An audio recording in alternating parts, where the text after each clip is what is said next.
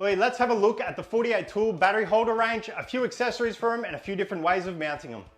There's a few ways of installing the battery mounts. You can get a metal L bracket, which will actually mount them sideways like that. And this allows you to be able to pull them in and out. I like that way. That's why I've got this already set up. This is how I had it in my last setup in the shed. So I'll be installing this one that way and then showing you how to mount it straight up and down. So as you can see onto the timber, I've just put 5 screws in on both sides. That mounts it to the timber. We'll mount the timber up. You can see I've got the laser up. That just helps me line this up. Next up, we'll throw the Makita XGT.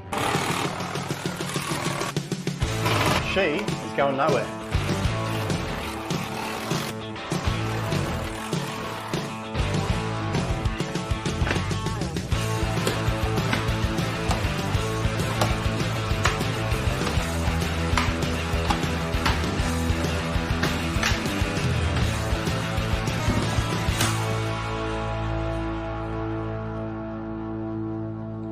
So there you have it, all mounted onto the wall. So these brackets can go upside down like these top ones, so they fall downwards, or you can go the other way, which you're pulling upwards. Either way, they are really solid. They're not gonna fall out. You can throw them into your ute, your trailer, your boat, whatever you're looking at doing, and safe to say that they're not falling out. For myself, I really do like it sideways like that. I'm really wanting to get some L brackets made up, so just looks a little bit more streamlined rather than a bit of timber, but you get the idea. So if you're anything like myself and you like to be organized rather than searching through drawers and boxes looking for your tools and your batteries, then 48 tool battery holders is definitely something you should be looking into.